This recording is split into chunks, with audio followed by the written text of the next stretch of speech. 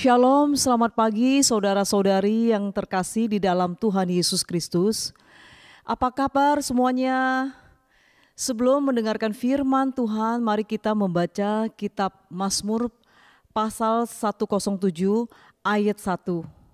Bersyukurlah kepada Tuhan sebab Ia baik, bahwasannya untuk selama-lamanya kasih setianya. Mari kita berdoa. Bapa Surgawi, seminggu ini kami lalui dalam penggembalaanmu. Ada rumput hijau, air tenang, dan juga lembah kelam yang kami lalui. Di semua pengalaman itu Engkau hadir, menuntun, menghibur, menjaga kami. Pagi ini kami hadir di hadirat-Mu untuk bersyukur, menyembah, mengangkat hati kami, memandang kemuliaan-Mu. Angkat suara kami untuk memuji kebesaran-Mu. Berkatilah jalannya ibadah ini. Berkatilah kami semua. Kami berdoa di dalam nama Tuhan Yesus Kristus. Amin. Shalom sidang jemaat yang dikasih Tuhan dimanapun berada. Terkadang kita merasakan kemurahan dari sang teman atau sahabat. Tapi ada saat mereka akan berhenti melakukannya. Rancangan yang kerap kita buat sering kali kita pikir baik dan terukur. Tapi ternyata sering apa yang kita rancangkan itu meleset dan tidak membuahkan hasil yang baik.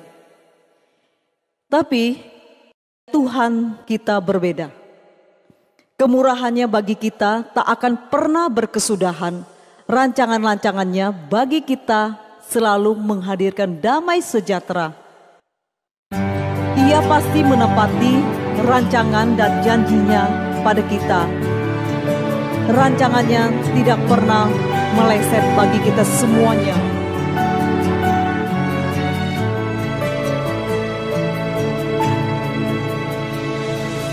Kau hiasi kehidupanku dengan kemurahan-Mu. Kau rancangkan masa depanku penuh dengan harapan. Aku ada saat ini, semuanya karena kasih-Mu. Aku hidup hari ini, semua berkat kemurahan-Mu. Terima kasih Yesus, Engkau sangat baik, teramat baik bagiku.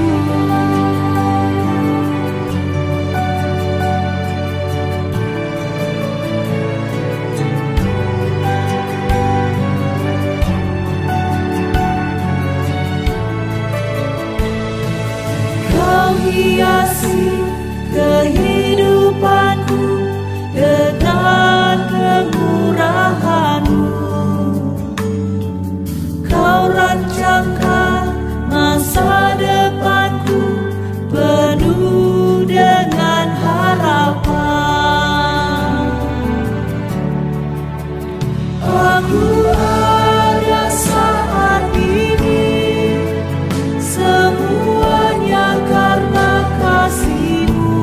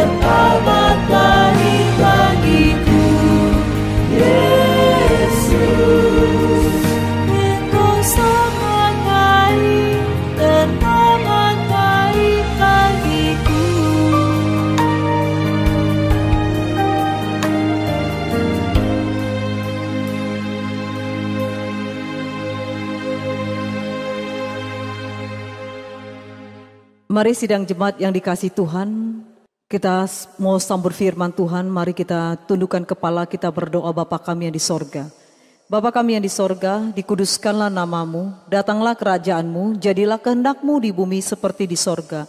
Berikanlah kami pada hari ini makanan kami yang secukupnya, dan ampunilah kami akan kesalahan kami, seperti kami juga mengampuni orang yang bersalah kepada kami. Dan janganlah membawa kami ke dalam pencobaan, tetapi lepaskanlah kami daripada jahat, karena Engkau punya kerajaan dan kuasa dan kemuliaan sampai selama-lamanya.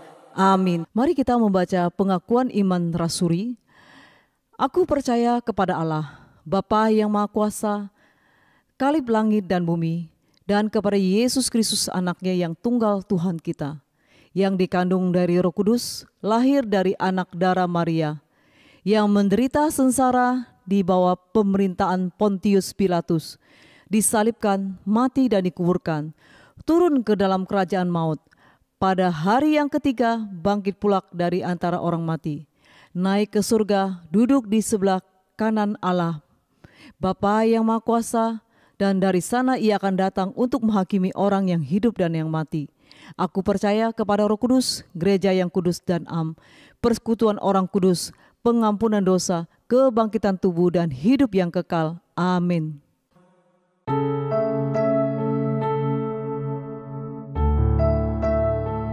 Salam, selamat pagi saudara-saudara kasih Tuhan.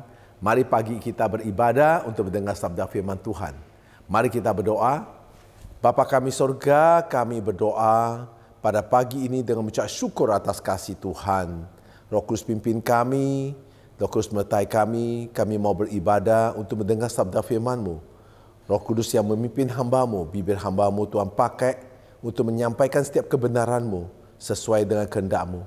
Berfirmanlah pada kami siap untuk mendengar, kami berdoa di dalam nama Tuhan Yesus Kristus. Amin. Saudara-saudara kasih Tuhan, pada pagi ini tema kita yang kita akan dengar firman Tuhan, yang mustahil menjadi mungkin. Saudara-saudara kasih Tuhan, setiap orang di dalam hati kecilnya punya suatu pertanyaan besar, yaitu bagaimana supaya aku pasti masuk surga. Itulah yang juga ditanya oleh seorang pemimpin muda yang kaya di dalam Lukas 18 ayat 18 sampai 27 yang akan saya jelaskan melalui khotbah pada pagi ini. Nah, saudara-saudara kasih Tuhan, di Lukas 18 ayat 18 ada seorang pemimpin bertanya kepada Yesus. Katanya, "Guru yang baik, apa yang harus aku perbuat untuk memperoleh hidup yang kekal?" Saudara-saudara kasih Tuhan, bagian ini menceritakan tentang perjumpaan Yesus dengan seorang pemimpin yang muda, yang kaya.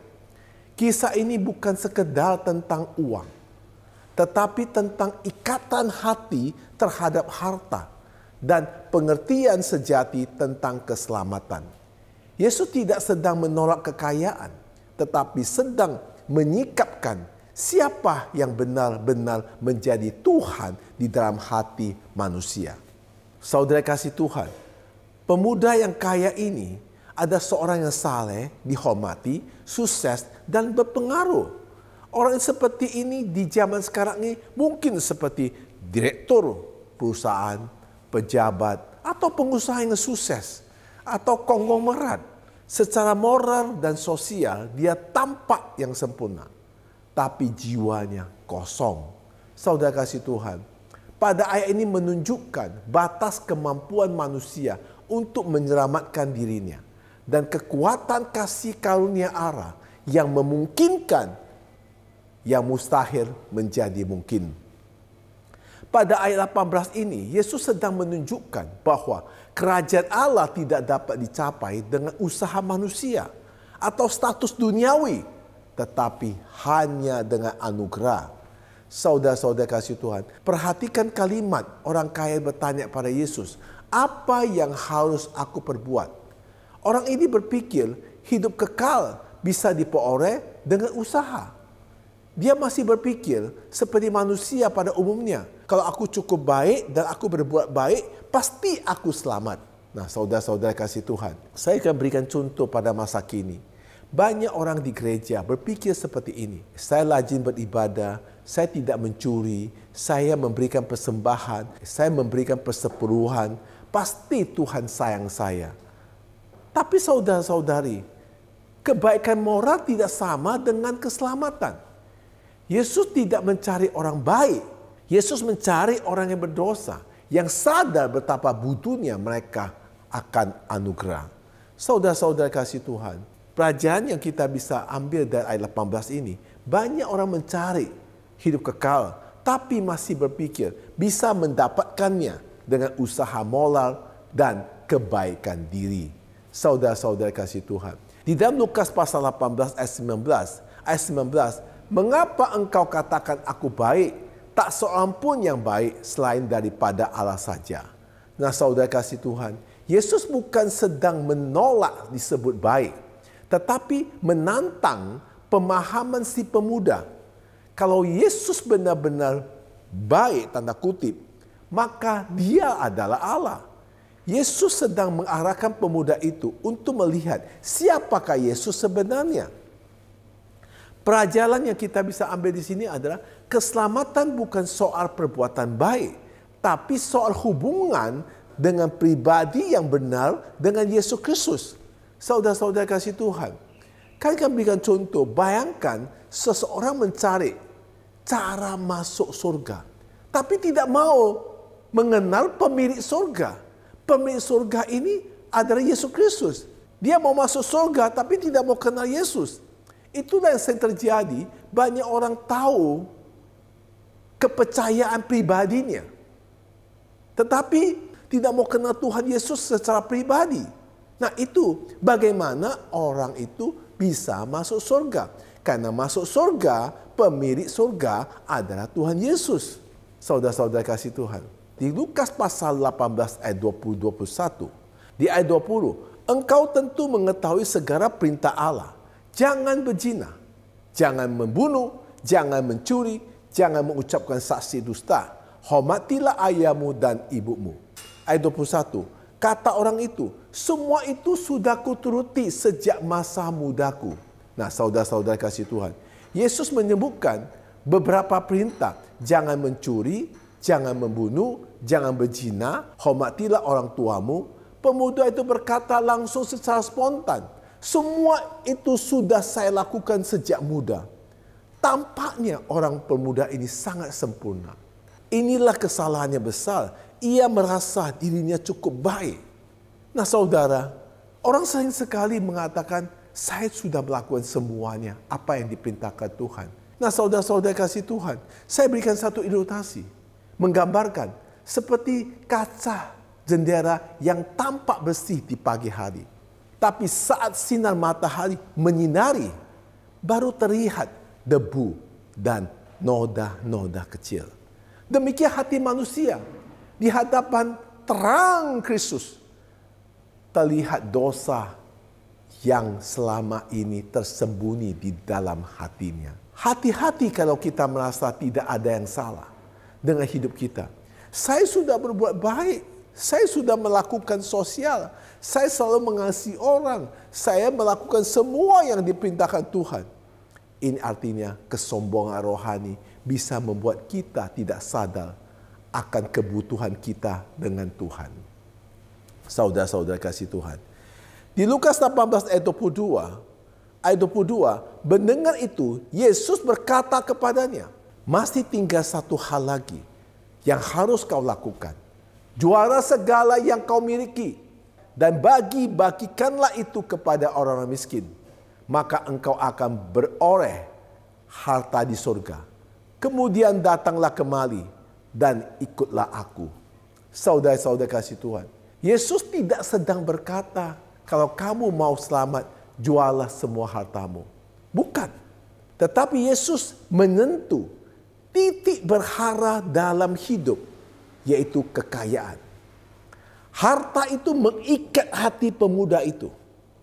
Yesus ingin menunjukkan engkau tidak bisa memiliki dua Tuhan, Allah dan Mamon. Saudara-saudara kasih Tuhan, contoh di dalam kehidupan. Bayangkan seseorang yang sangat sukses, memiliki rumah yang mewah, kendaraan yang bagus, karirnya luar biasa.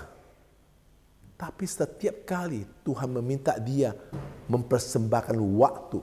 Tapi setiap kali Tuhan meminta dia mempersembahkan waktu, uang, atau pelayanan, dia selalu menolak karena takut kehilangan kenyamanan. Dan selalu berkata tidak ada waktu. Selalu berkata waktunya tidak cukup. Selalu berkata waktunya sudah habis sepanjang hari. Nah, saudara-saudara kasih Tuhan, pelajaran apa yang bisa kita kutip? Tuhan tidak ingin mengambil hartamu. Dia ingin mengambil tempat utama dalam hatimu. Kalau sesuatu membuatmu lebih percaya kepada harta itu daripada Tuhan, itulah adalah berhalal. Saudara-saudara kasih Tuhan. Lukas 18 ayat 23, ketika orang itu mendengar perkata itu, ia menjadi amat sedih. Sebab ia sangat kaya. Saudara-saudara kasih Tuhan. Kata amat sedih dalam bahasa Yunani berarti berduka seperti orang kehilangan sesuatu yang sangat berharga. Artinya, dia memilih hartanya daripada Yesus. Bagaimana saudara untuk mendengar khotbah ini? Contoh nyata, ada seorang profesional muda yang ingin dibaptis. Tapi keluarganya menolak dengan keras. Ia takut kehilangan warisan dan posisi. Akhirnya dia mundur. Dia memilih hartanya daripada panggilan Kristus. Sedih bukan? Tapi nyatanya banyak orang dekat dengan Yesus. Namun tidak rela menyerahkan segalanya kepada Tuhan. Saudara kasih Tuhan, di Lukas 18 ayat 24 sampai 25, ayat 24. Lalu Yesus memandang dia dan berkata, alangkah sukarnya orang yang beruang masuk ke dalam kerajaan Allah. Ayat 25, sebab lebih mudah seekor unta masuk melalui lubang jarum daripada seorang kaya masuk ke dalam kerajaan Allah. Yesus memakai ilustrasi yang ekstrim. Lebih mudah seekor unta masuk melalui lubang jarum daripada orang kaya masuk ke dalam kerajaan Allah. Artinya bukan sedikit sulit, tapi tidak mungkin. Karena lubang jarum adalah lubang yang sangat kecil. Tempat untuk benang masuk. Bukan unta yang binatang yang besar. Artinya mustahil secara manusia. Maka dari itu, kekayaan sering memberikan ilusi keamanan. Orang kaya merasa tidak butuh Tuhan karena sudah mempunyai segalanya. Tapi tanpa sadar, hatinya makin kosong dan hampa. Saudara, kita hidup kalau tidak ada Tuhan, hati kita kosong, hampa saudara. Semua yang ada dalam dunia ini adalah titipan. Tidak ada satu pun yang bisa membahagia kita. Sekarang belum ada, Anda pingin. Setelah ada, ya begini aja. Dan waktu hidup kita terus berjalan. Semakin hari, semakin tambah umur. Dan tidak pernah mundur, yang ada maju ke depan. Nah, sampai akhirnya, kita tidak bawa apapun untuk meninggalkan dunia ini. Nah, saudara kasih Tuhan. Di Lukas 18 ayat 26-27, ayat 26, dan mereka yang mendengar itu berkata, jika demikian, siapakah yang dapat diselamatkan? Ayat 27, kata Yesus, apa yang tidak mungkin bagi manusia, mungkin bagi Allah. Nah, saudara-saudara kasih Tuhan, inilah inti daripada khotbah pada hari ini. Keselamatan bukan hasil perbuatan, bukan hasil moralitas, bukan karena kita layak, tetapi karena kasih karunia Allah. Saudara-saudara, saya akan beri contoh kehidupan. Bayangkan seseorang tenggelam di laut. Ia tidak bisa menyelamatkan diri dengan berenang lebih cepat. Satu-satu cara selamat adalah ditarik oleh tangan yang lebih kuat. Begitu juga manusia. Diselamatkan bukan karena berjuang lebih keras, tapi karena tangan kasih Kristus yang akan mengangkat kita dan melepaskan kita dari dosa. Nah, saudara-saudara kasih Tuhan. Jadi kesimpulan khotbah ini adalah, pertama, jangan gantikan Yesus dalam segala hal lainnya. Jangan gantikan Yesus dengan uang. Jangan gantikan Yesus dengan jabatan. Jangan gantikan Yesus dengan popularitas. Jangan gantikan Yesus dengan segala yang bisa berhalal. Yang mengambil utama dalam hati kita hanya Yesus Kristus. Kedua, sadarilah bahwa kita tidak bisa menyelamatkan diri. Keselamatan adalah anugerah murni dari Allah yang melalui Kristus. Ketiga, belajar mempercayai Tuhan lebih dari segalanya. Kadang Tuhan meminta kita melepas sesuatu, bukan untuk merugikan, tapi untuk membebaskan kita dari tekanan hidup, dari tekanan batin kita, tekanan jiwa kita. Yang keempat, hidup bukan tentang seberapa banyak kita punya, tapi siapa yang memiliki kita. Biarlah Tuhan Yesus benar-benar menjadi Tuhan dalam hidupmu. Saudara-saudara yang dikasihi Tuhan, bagi Tuhan yang tidak mungkin akan jadi mungkin. Hidup ini yang penting hati kita ada Tuhan Yesus. Segala pun yang ada di dalam dunia ini hanya sementara. Kalau hidup kita punya Yesus, kita memperoleh keselamatan yang kekal. Kita mempunyai Tuhan yang menciptakan langit dan bumi. Kita mempunyai Tuhan yang menguasai bumi ini. Kita mempunyai Tuhan yang pemilik surgawi. Maka hidup kita akan memiliki jiwa yang damai sejahtera dan tenang dan sukacita dan bahagia. Mari kita berdoa. Bapa kami surga, terima kasih atas firman-Mu mengingatkan kepada kami. Keselamatan bukan dari usaha kami, tapi semua karena anugerah dan kasih karunia-Mu pada kami. Kami percaya Tuhan, Engkau melalui firman-Mu pada hari ini mengajar kami. Kami harus memiliki hati yang mengutamakan Engkau, bukan segala yang ada pada kami. Dan Kau mengajar kami, jika Kau minta, kami harus rela memberikan. Ada tujuan yang Engkau bawa kami, supaya kami dibebaskan dari tekanan hidup, dibebaskan daripada tekanan batin, dibebaskan daripada semua yang ada dalam dunia ini. Ya Bapa, kuatkan kami untuk mengikuti setiap perintah-Mu. Bukan seperti pemuda yang kaya itu, yang sudah melakukan semuanya dari perintah-perintah yang sudah Engkau ajarkan. Dan Roh Kudus pimpin dan menguatkan kami, sehingga hidup kami selalu memuliakan Tuhan. Di dalam nama Yesus kami berdoa. Amin. Saudara-saudara kasih Tuhan, yang mustahil menjadi mungkin. Jika saudara, dalam hati saudara ada Tuhan Yesus. Dan mengutamakan Tuhan dalam segala hal dalam hidup saudara. Ingat, segala sesuatu di mata saudara, logika saudara, pengalaman saudara yang mustahil, bagi Tuhan itu bisa jadi mungkin. Tadi kita melihat ilustrasi Yesus yang sangat-sangat keras dan sangat-sangat ekstrim. Lubang jarum, ada lubang sangat kecil, itu untuk benang. Mungkinkah unta yang besar bisa masuk? Tidak mungkin. Tapi Yesus berkata, yang mustahil itu menjadi mungkin. Hanya Dialah Tuhan, Allah kita yang memiliki surga. Seberapa dosa kita dalam hidup kita, Yesus berkata, Dia datang untuk mencari manusia yang berdosa. Supaya melalui manusia berdosa mau terima Dia sebagai juru selamat. Maka manusia berdosa itu diselamatkan. Bagaimana dengan saudara?